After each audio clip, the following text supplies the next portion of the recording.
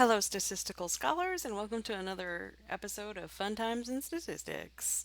I'm your host, Rochelle Barr, and today I'm going to take you through how to use Blackboard, which will be familiar for a lot of you and not so familiar for the rest of you. So, the first thing you should do is log into my northwood.edu, navigate yourself to my courses.orgs. Clearly, my panels look a little different from yours because I'm an instructor. And then I'm going to go ahead and click on Statistics 2, Summer Online 2016-2017, which is our course. And then I'm going to pause it and change this into the student view so that you'll get an idea what the student view looks like. And it does take a minute or two for this to load, so it'll be like 2 seconds for you guys, but I'm going to impatiently twiddle my thumbs for a bit. And we're back. Glad it doesn't show how long that took. Go, computer, go. So you'll notice that I have this big orange bar that tells me I'm in student preview mode. This will not be showing up on yours. No big deal. So I have some information in here that you might find useful. So first of all, you might want to click on like instructor information so you can read. Oh, this will show up in about a couple days when I have this. This is set to show up on Monday when your class starts, so I'm a mystery person until then. Syllabus and start here. You notice I have an introduction to the course video. Oh, look, there's my kitty. I have your lovely syllabus, and this video will show up on here as well as how to register for Remind and a couple other things you'll need for the course. So there's the syllabus should you want to read through it and watch a video on an introduction to the course. Over here we have the announcements section, which currently has one thing in it, and that's how to register for my stat lab, which is super important. Next up we have my stat lab, which if you click on, this takes a while to load almost every time. You can click on this first button, it'll bring you into just your assignments. If you click on My Course Home, that'll take you to your home course with your calendar and your tools and everything else. And I'm going to do a separate video on how to use my stat lab, or you can watch my stat lab's videos on how to do my stat lab, which is super fun. They have the student help tool and all kinds of great stuff in here.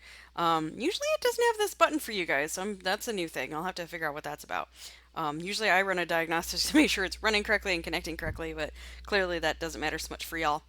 And then the tools button has things in it like your email and grades and yada yada yada. This isn't the interesting part.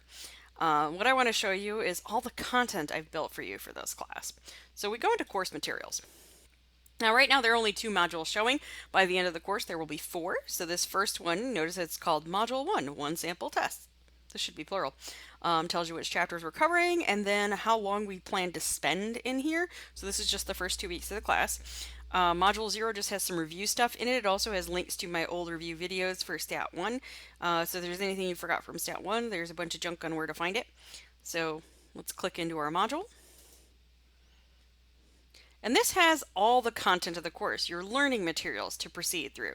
And it opens with an introduction to the module. This will always be true, like, what's it all about, yo? If you want, you can click through these arrows and it'll take you page by page through what the information is. Or you can proceed with this sidebar table of contents to go through our materials. Now, when I'm doing this and looking at materials in Blackboard, I like to click this arrow right here because that closes this menu and gives you a little more space to work with. Look at that. Bet you didn't know that was there. So if I click back up here, it'll take me back to that introduction to inference video. These are all linkable, so this all works and organized very nicely. If you click through week 1, it tells you what you have due for week 1. I should really change the name of this to week 1, like due dates or requirements. It tells you when things are due. Remember, I'm using MSL for my stat lab. Cool. And then in folders, you'll find things organized like by chapter. So our first chapter is chapter 9. I'll click into chapter 9 and it's got some content for you to enjoy. It did not load it. Come on. Oh, well, that's not working so well. Okay, well, that's interesting that it does that way. Anyway, so there's the introduction to chapter 9 video. Followed by that, we have the PowerPoint file and then the PowerPoint file with voiceover narration. This is basically what I would deliver if this was a lesson. I do suggest you watch that and maybe have a copy of this PowerPoint in front of you so you can look through it.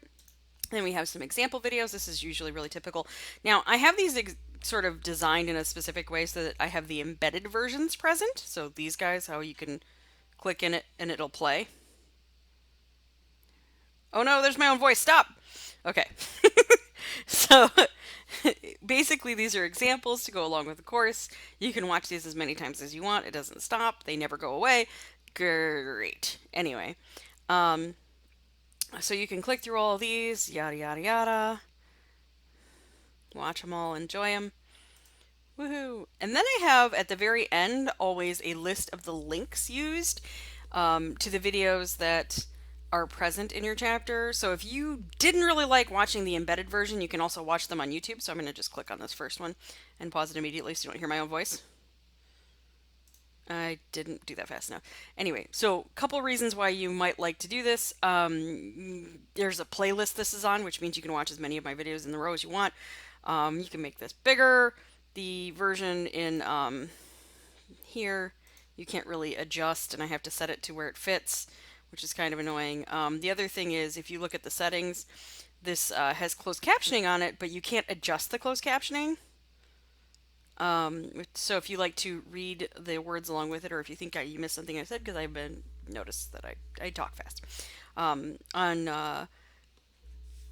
the version in YouTube, you can adjust your settings to your own personal settings as well. So enjoy that. Other than that, that's about all I have for you. The real reason I'm bringing this up is most students, when they are, I'm going to pause this and end my preview mode. Hold on. So clearly, my view looks different than yours. Isn't that fun? Um, so one of the things that I wanted to draw your attention to is at the end of every single module, not just module, chapter section, I have these test yourself questions. This is just a faux one I worked up to, see, so you could see what this looks like. So basically, they're not worth anything. You don't have to do them. They're questions to see if you check your understanding for the class. It's a nice low risk environment for you to, be working in. So basically, the idea is you'll have some questions and you'll click and you'll get some feedback. Oh, well, that clearly is working great. No, that's numbers not incorrect. Please try again, and you can, check your knowledge using multiple choice questions. The last thing I wanted to say is that when you are looking at Blackboard, the biggest thing or the biggest mistake I see students make is that they'll go up to this section when they have the little red numbers to notify them that something has been posted, and they'll click in here at their where is it? Your notifications or updates. They don't even go into a course. They just click updates and they go in and they find the most recent thing, like, oh good, there's this file that's been posted. I'm just go, click on it and stuff. So like if you click on the chapter PowerPoint, you can just hit open. And often what I've seen happen, like my version looks different than yours, but this is annoying, is people miss out on things that are in Blackboard because of it. Whatever. I think there's just a terrible way to navigate the course when there's so much interconnectedness you can use and that I've set up that you totally miss. Like, oh look, here's just the PowerPoint. Notice you don't see any of the videos there unless you bother to click through every single announcement that I give you. That sounds boring. Okay, I love you, bye.